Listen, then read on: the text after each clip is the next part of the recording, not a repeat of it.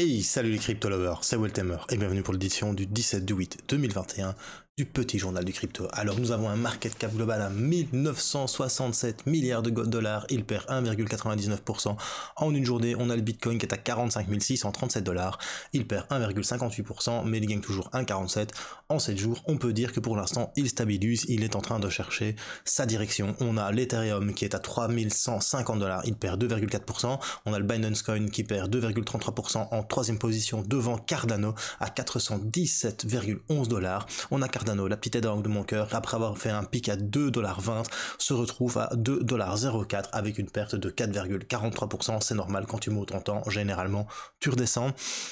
Mais bon voilà, en 7 jours, toujours 31,93%. On a le Tether en 5e position, on a le petit Ripple de Jean-Pierre Riffard qui perd quand même 5,50%, pareil. XRP avait gagné énormément ces derniers jours, il gagne quand même toujours 42,06%.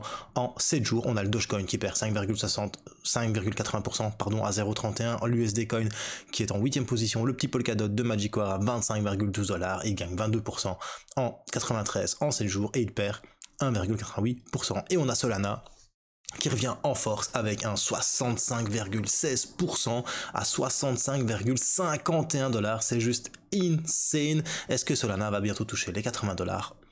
C'est bien plausible, on verra ça, un de ces quatre, lorsque je ferai une petite analyse technique de Solana. Donc voilà, Uniswap qui sort du top 10. On va regarder les top gagneurs du jour. Nous avons Audius qui explose carrément avec 69,45% rien qu'aujourd'hui et 117,52% en 7 jours. Tu te demandes pourquoi Audius explose et qu'est-ce que Audius? Je t'expliquerai ça lorsque je te parlerai de la petite news. Alors on a Helium aussi qui fait 13,73% à 21,42 et 25,94% en 7 jours. Et on a on a Helium qui est suivi de Avalanche par 13,43% et Terra Luna qui continue de pumper comme d'habitude. On ne l'arrête pas et regarde-moi ça, Axie Infinity est à 74,14 $. Dire que au mois d'octobre il était à 10 centimes si je me trompe pas. C'est un truc de fou. Vive les jeux vidéo, blockchain. Salut à toi si t'es nouveau, moi c'est Weltemer. Je fais un petit journal du crypto normalement tous les jours sauf au mois d'août. Ce petit journal il est constitué d'une revue de presse et d'une analyse technique du Bitcoin et d'autres crypto-monnaies. N'hésite pas à t'abonner et à actionner la petite cloche de notification pour ne rater aucun petit journal du crypto si ceci te plaise. Allez, c'est parti, générique.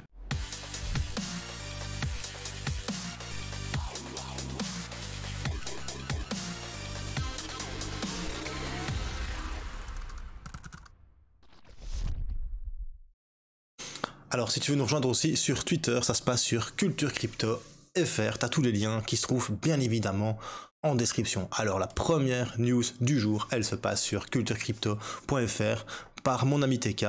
Monsieur TK t'explique comment trouver des cartes graphiques en stock et au meilleur prix.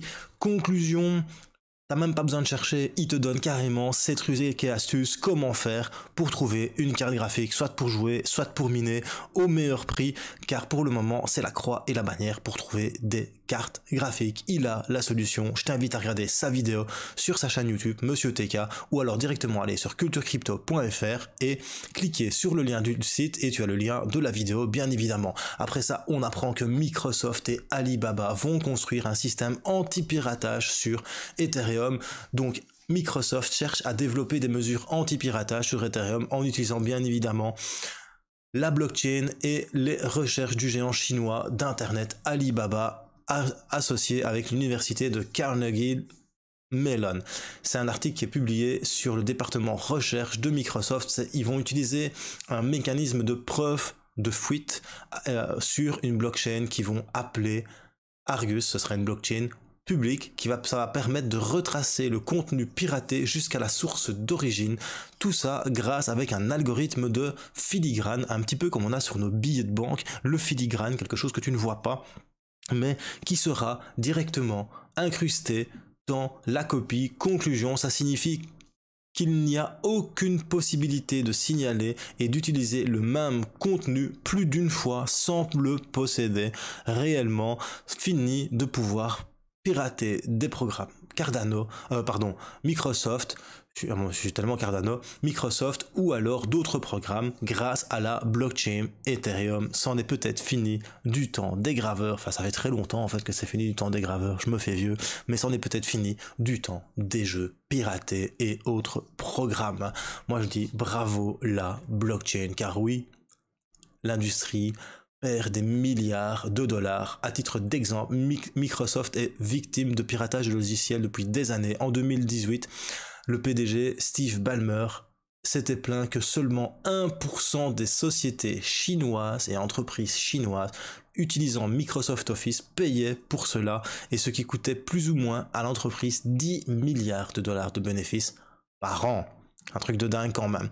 Alors ça va pouvoir sauver quand même quelques emplois, la blockchain. Après ça, on apprend que la mise à niveau des contrats intelligents, enfin du contrat intelligent de Cardano Alonso est intégrée par les échanges. Il y a des échanges qui travaillent activement avec la fondation Cardano pour devenir ce qu'on appelle Alonso Ready. C'est selon une récente mise à jour du développement publiée par IOHK, donc Input Output Oncoin, qu'on apprend que 6 échanges crypto-monnaies sont activement engagés avec la fondation pour interagir avec la mise à niveau très attendu des contrats intelligents Alonso sur Cardano.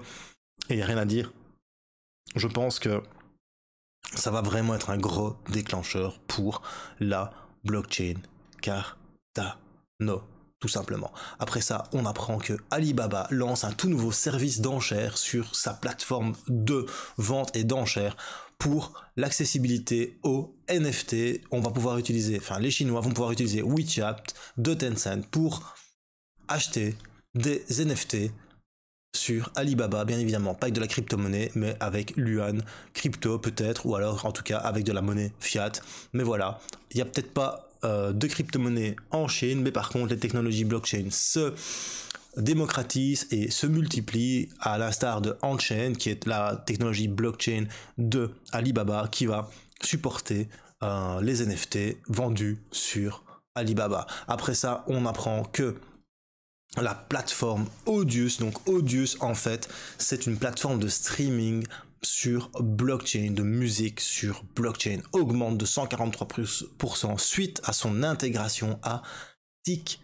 La plateforme de streaming musical Audius a annoncé un partenariat ce lundi avec TikTok, et ça c'est du lourd. Du coup, Audius monte en flèche. Pourquoi? Parce que la plateforme de streaming musical va pouvoir être utilisée par des millions d'utilisateurs, et ça, il n'y a rien à dire, c'est du lourd. Grosse nouvelle pour Audius, et bravo à vous les amis.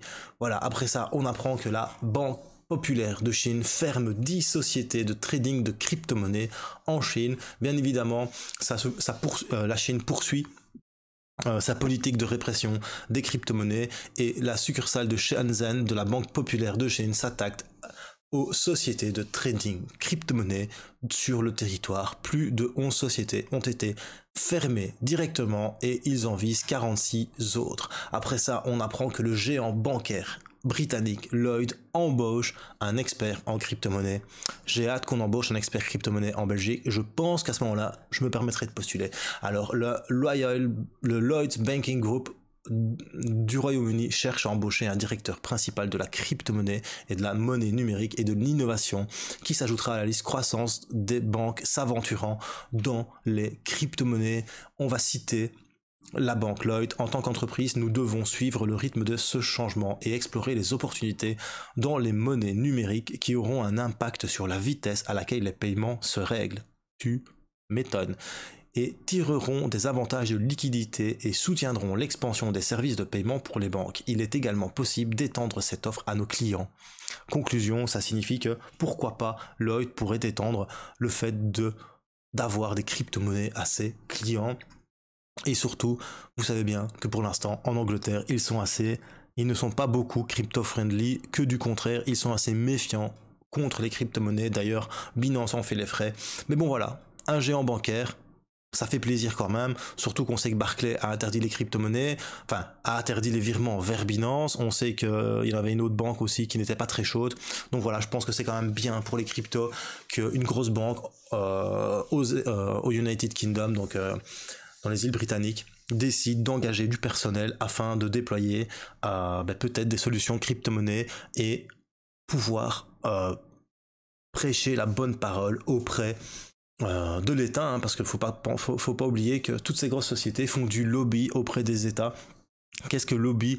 Le lobby, c'est des sociétés qui sont payées pour défendre les intérêts de sociétés privées auprès des États lorsqu'il y a, lorsqu'il y a des législations abusives qui sont créées. Abusives selon le point de vue, bien évidemment, du lobby et du secteur auquel ils protège les intérêts. Voilà, c'est tout pour les petites news, j'espère que vous allez bien, ça fait un petit moment que j'ai pas fait un petit journal du crypto, le dernier c'était le 13 du 8, mais comme je vous ai expliqué, malheureusement le mois d'août pour moi c'est très compliqué.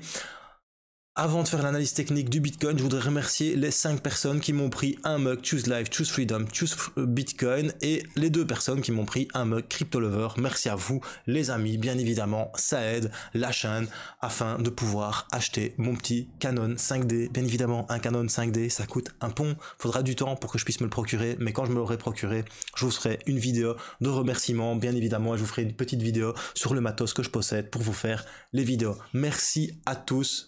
Un grand merci, franchement ça fait super plaisir de votre soutien, merci à tous ceux qui m'envoient des messages sur Twitter. Pour le moment malheureusement j'ai pas le temps de répondre, encore une fois je fais du 6-20, c'est compliqué pour moi, aujourd'hui j'ai fini plus tôt, donc je me permets de faire un petit journal du crypto. Allez c'est parti pour l'analyse technique du Bitcoin. Alors on a le Bitcoin qui est sur du daily. On est toujours dans ce biseau descendant. Eh bien non, on est sorti de ce biseau descendant ici en cassant la moyenne mobile 200 périodes. On l'a cassé, je pense, le 9 août. Voilà, moi je vous ai fait une vidéo le 13 août quand on a repris la moyenne mobile 200 périodes après le pullback qu'on a eu sur la ligne bleue que tu vois ici, donc qui est la résistance du biseau descendant. Donc on a bien eu un pullback, mais depuis ça fait 1, 2, 3, 4 jours que l'on chute. Par contre, ce qui est intéressant de voir, c'est que on a rebondi déjà une fois, 2 fois sur la moyenne mobile 200. Par contre, aujourd'hui, les ours, donc les vendeurs, essayent vraiment de percer à la baisse la moyenne mobile 200. Tu vois vraiment qu'ils mettent de l'effort, beaucoup d'énergie pour réussir. Malheureusement pour eux, ça ne fonctionne pas. Mais bon, il faut être très prudent sur le marché. Pourquoi? Parce que nous avons une divergence ici entre le RSI et les hauts. Tu vois qu'on fait des hauts de plus en plus hauts, mais pourtant le RSI chute. Donc on appelle ça une divergence baissière. Tout ça, ça se passe sur le daily. Autre chose, j'ai remarqué qu'on a une convergence, moi j'appelle ça une convergence, non, une divergence baissière. Donc tu vois vraiment qu'ici, la hausse, elle se fait de manière exponentielle. Et bien ça c'est la première hausse qu'on a connue, puis il y a eu une petite correction, et puis maintenant ici on a cette deuxième hausse qui se fait pas de manière exponentielle, qui est le contraire, qui en balistique, tu vois, c'est comme si tu lances un objet et il est en train de retomber. Mais j'ai l'impression que le Bitcoin est en train de s'essouffler un petit peu, d'où ma vignette, c'est juste une impression. Mais je vois quand même que ici, tu vois, ça a pumpé, ça a corrigé direct et c'est reparti à la hausse, tout simplement. Ici, on voit vraiment que ça a pumpé et là, on est en train de stagner. Depuis le 11 août, allez, on se trouve entre une fourchette de 43 000 $ et 47 000 $. Est-ce qu'on va créer un range ici? Voilà. Est-ce qu'on va créer un range? Ça, c'est une grosse question que je me pose. Franchement, j'en ai aucune idée. Moi, perso, je vois autre chose. Pour ça, je vais vous montrer sur du H4. Mais avant toute chose, il y a quand même quelque chose qui apparaît, qui est plutôt sympa. Il y a un Golden Cross qui est en train de se faire et qui n'est pas encore arrivé. Mais il y a un Golden Cross entre la moyenne mobile 50 et la moyenne mobile 100. Alors, qu'est-ce qu'un Golden Cross? Un Golden Cross, c'est quand une moyenne courte passe au-dessus d'une moyenne longue. Qu'est-ce qu'une moyenne courte? Eh bien, une moyenne courte, c'est la moyenne mobile 50. Elle est plus courte que la moyenne mobile 100. Pourquoi? La moyenne mobile 50, c'est la moyenne des 50 dernières clôtures daily, quand tu es sur du daily. Donc, la moyenne des 50 dernières clôtures daily contre la moyenne des 100 dernières clôtures daily, et c'est ça la moyenne mobile 100 qui est plus longue. Donc quand tu as une moyenne courte 50 qui passe au-dessus de la moyenne longue 100, on appelle ça un Golden Cross. Et lorsqu'il y a un Golden Cross, généralement, encore une fois, c'est que statistique, mais quand tu vois qu'il y a un golden cross, eh bien ça repart à la hausse ou pas, hein, ça peut repartir à la baisse aussi, ce n'est pas, ça ne fait pas loi, hein, ok, c'est parce que ça se passe que forcément ça va arriver. Maintenant, moi c'est pour ça aussi, lorsqu'il y a eu ici le dead cross entre la 50 et la 100, c'est là que je m'étais dit, ben ça va continuer de chuter, ça va chuter, donc voilà, faisons attention. Pour le moment, sur du daily, tu as la moyenne mobile 200 périodes, donc qui est plus longue que la 100, bien évidemment, qui tient le coup. Maintenant, je vois quand même on a fait un double top sur le H4, et ça, je vais te le montrer ici. Tu vois, ici, hop, ça, je vais le fermer. Ça, je vais le fermer, et je vais vous mettre ça un petit peu plus en mode trading. Hop, voilà. Donc, tu vois quand même que ici, on a fait ce qu'on appelle un double top. Il y en a qui vont dire un M, mais non, ça s'appelle un double top. Il y en a qui disent des W, et non, ça s'appelle des double bottom. Donc ici, tu vois que, hop, sur cette ligne-ci, on est venu taper une fois et deux fois. Conclusion, ça fait un double top. Et généralement, un double top, tu prends la neckline, donc la neckline, c'est ici, et alors, on reporte en dessous. Donc, attention, qu'est-ce que ça montre aussi? Un double top, ça montre qu'en fait, eh bien, à ce niveau-ci, hop, là, on va zoomer, ce sera plus simple. Voilà. Ça montre qu'au niveau des 48 075 $, ici et là, les acheteurs n'ont pas réussi à passer. Et que depuis que la première fois on n'a pas réussi, ça a chuté, on est venu se poser sur la moyenne mobile 50 sur du H4. Et ici, on n'a pas réussi, mais par contre, on a percé la moyenne mobile 50 sur du H4. Donc statistiquement, pour moi, encore une fois, pour Will Tamer, parce que moi je trade avec mes moyennes mobiles, il y a de fortes chances qu'on vienne quelque part, ici, chercher la moyenne mobile sans période sur du court terme. Bien évidemment, c'est du court terme, c'est 48 800 $. Donc on pourrait imaginer une chute. Encore une fois, ce n'est que un potentiel. Hop, attendez, ça se trouve. Je l'ai enlevé. Ah non, il y est. Donc, hop, on pourrait imaginer une petite chute encore de 2% pour faire un rebond sur la moyenne mobile sans période sur du H4. C'est tout à fait plausible. Et alors, il n'y a pas que ça aussi. Tu vois, ici, on voit vraiment la dynamique du prix, parce que moi, je regarde vraiment le price action. Et le price action, il me montre vraiment, tu le vois beaucoup mieux sur le H4 que sur, comment dire, le daily. Tu vois vraiment une tendance à la diminution. Attends, il faut enlever l'élément, c'est souvent casse-bonbon. Voilà. Tu vois vraiment une tendance. Tu vois, hop. Si tu relis tous les maximums, en fait, ici, on voit vraiment une petite tendance à la diminution de puissance. Tu vois, on voit ça monte. C'est comme de la balistique. Tu lances un objet, et puis à un moment il retombe. Voilà. Mais ce qui est bien avec les crypto-monnaies, c'est que quand il retombe, ce qui serait vraiment bien, c'est que le Bitcoin, il vienne retomber comme ceci, venir chercher la moyenne mobile 200 période, tout simplement, mobile 100 période sur du H4, pardon, tout simplement. Et ça serait vraiment bien. Maintenant, voilà, entre ce que j'aimerais et ce qui se passe souvent, c'est un monde. Donc voilà, pour l'instant, je vois ça. Maintenant, rien n'empêche que le Bitcoin pourrait repartir à la hausse. Maintenant, tout ce que je sais, c'est que sur du court terme, on a cassé la moyenne mobile 50. Donc, qu'est-ce que je fais généralement dans ces moments-là? Je divise par 4. Hop, je divise par 4 et je vais regarder un petit peu ce qui se passe sur du H1. Et sur le H1, je vois même qu'on est venu chercher la moyenne mobile 200 périodes. Conclusion, il y a de fortes chances, encore une fois, chance, c'est pas obligatoire, qu'on vienne chercher les précédents plus bas.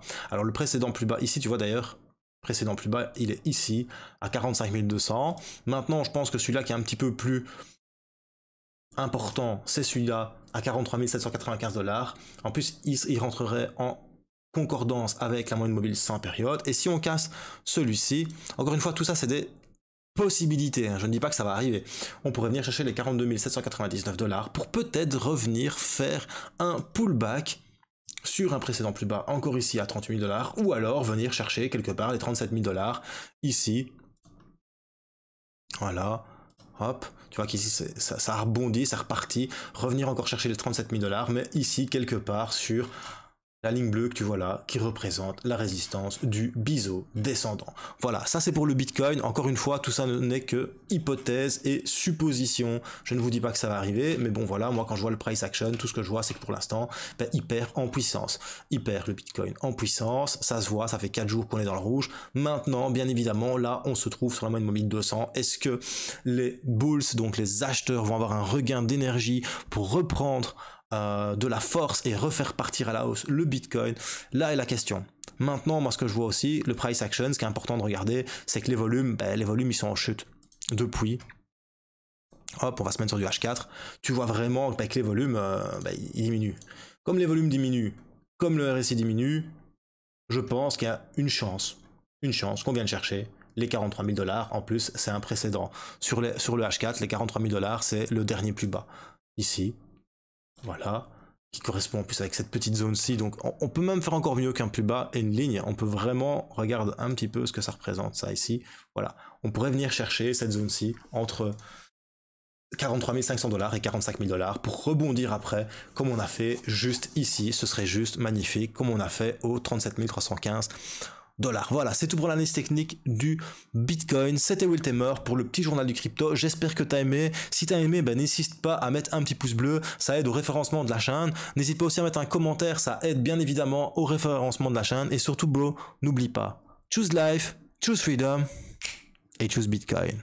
Peace, mes